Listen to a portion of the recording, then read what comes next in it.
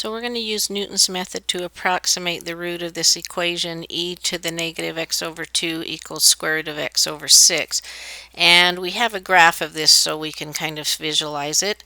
So we see this black one is our e to the negative x over 2 and the blue one is our square root of x over 6, and we see that there is a point of intersection, so that would be where they are equal to each other. So it looks like it's somewhere between 2 and 3. So when we use Newton's method, we want to identify a function that we can set equal to 0 and find its x-intercept. So I'm going to take the equation that we're given and I'm going to move this square root of x over 6 to the other side, so it's square root of x over 6 subtracted here, and then I want to figure out where that equals 0 so I can work to find the intercepts of that equation. Now in order to use Newton's method, we're also going to need the derivative, so let's find that. The derivative of e to the something is e to the something times the derivative of the something, and that derivative would be negative 1/2. Now this next term, it's x to the 1/2 over 6, so we're going to have power out in front, decrease the power by 1, and it's still over 6. We're going to rewrite that then and have negative 1/2 e to the negative x over 2 minus, this is like 6 over 1, so we can flip it over and it'll be 1/6 times the half, and then we'll move this x to the bottom and put it with the radical, so it's going to be 1 over 12 square root of x there.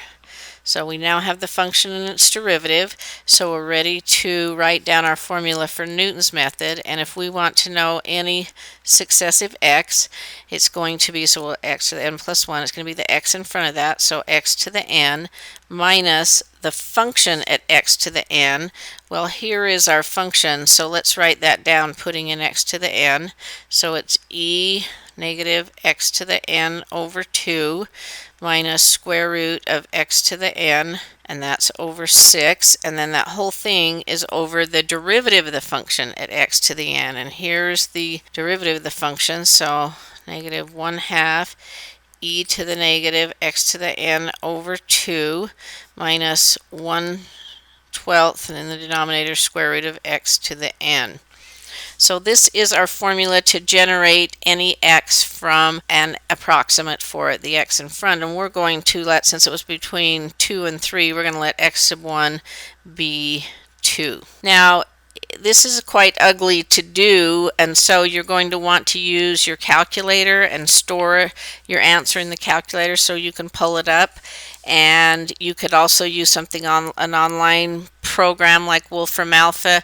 In that case, I would put this function in and save it somewhere so you can just copy and paste to put it back in, because you're going to want to use the answer you get and use this formula again. So let's go ahead.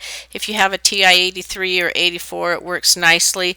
It also works nicely on a TI-30 if you have a display, because it has an answer button and you can see how you're putting it in, so it doesn't need to be a grapher for this to work. The one I happen to have an online version for is the TI-83, so we'll use that. So first I want to put my x sub 1 in, which is 2, and I push enter, so it has 2 stored in the answer position. So now I'm going to put this in, and anytime I see the x sub n, I need the answer from above. And so to get that, it's this ANS down here, so I need the yellow. So second answer minus, now I'm going to need parentheses around this because it's more than one term in the numerator. So I'm going to need a parenthesis, and then I'm going to need e to the negative. Now I need that x sub n, so that's answer divided by 2, parenthesis to end the exponential.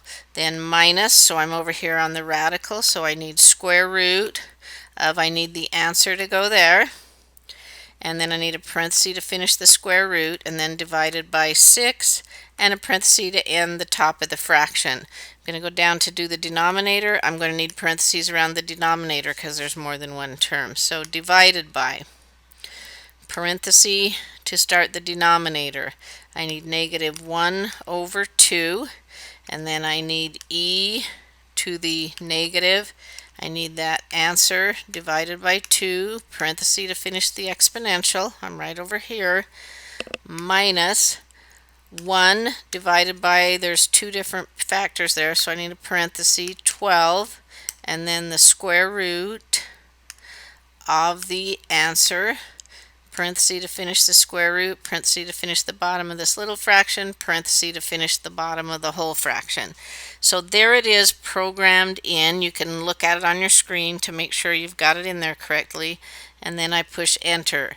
So my x sub 2 is going to be 2.54424.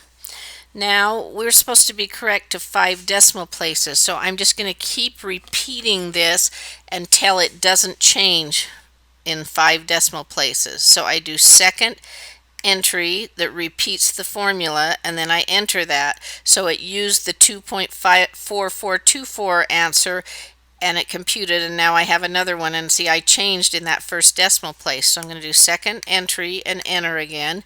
Now comparing these, they're 2.6, but they change in the second decimal place. So second entry and enter again. Now I have 2.620249, so it doesn't change until out to the 6th decimal place. So I've got my approximation for the root here to 5 decimal places, 2.620224. I'll go ahead and carry it the 6 that match. So there is my approximation for this root to 6 decimal places.